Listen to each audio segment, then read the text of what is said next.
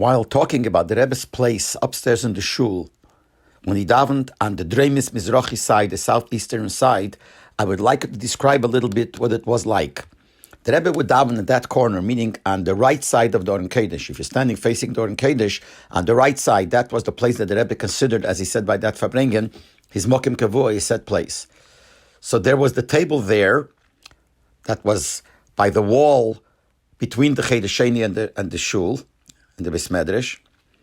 And by that table that was along that wall, there were two benches on both sides. But when the time was when the Rebbe would daven there, they would take out the two benches, and by the wall, they would put the Rebbe's chair. And they would also bring the stender and put the stender of the Rebbe in front of the wall, of the Mizrach wall in that corner. So the Rebbe would sit on the chair, which was by the wall between the Cheder Sheni and the shul, but when he would get up to Shemon Esrei, he would get up to the stender, and the stender was facing the wall, which was on the Mizrach side. And the Rebbe would daven there, Erev Shabbos Minche, Shabbos afternoon Minche, and in those years in the Chovs, it wasn't only when there was no Fabrengen, so the Rebbe would daven Minche upstairs. Even when there was a Fabrengen, the Rebbe would finish a Fabrengen, go upstairs to his room, be there a few moments, and then walk out to the shul upstairs to daven Minche, and this was the place where the Rebbe would daven Minche. Now, the way it was set up, that table that was along that wall between the shul and the Cheder Sheni was right in front, behind the stender. So when the Rebbe would get up to the stender, the way it was set up, he wasn't able to walk back the 3 steps because the table was right behind it.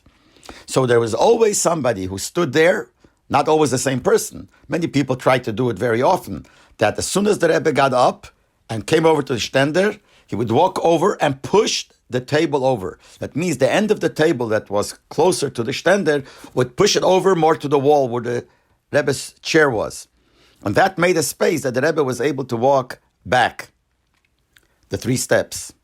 And that table would stay that way while the Rebbe was davening Shemon Esrei. Then he took the 3 steps back, and the table was still that way. The Rebbe was able to do it.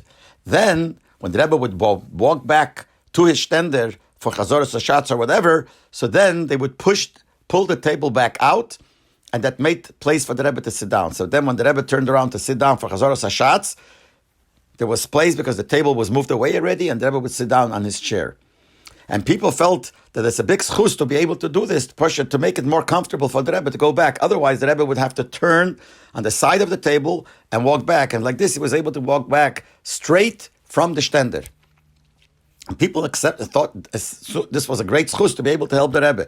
And people were even talking. There's a famous story of Rabbi Leibel Schapiro that Rabbi Leibel Schapiro said before he passed away. He said he doesn't know with what he's going to Gan Eden, with what he's going Lamaila. What schus does he have?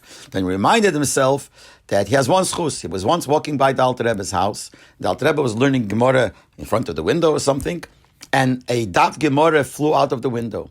And he passed by, so he got that daf and he gave it to the Alter Rebbe. So he said, with this Shimush Tamid HaChachamim, with this serving, doing something for the Rebbe, for the Alter Rebbe, he knows he has a schus to go Lamaila. So people were saying that we have a schus that you're able to do something that will make it more convenient for the Rebbe.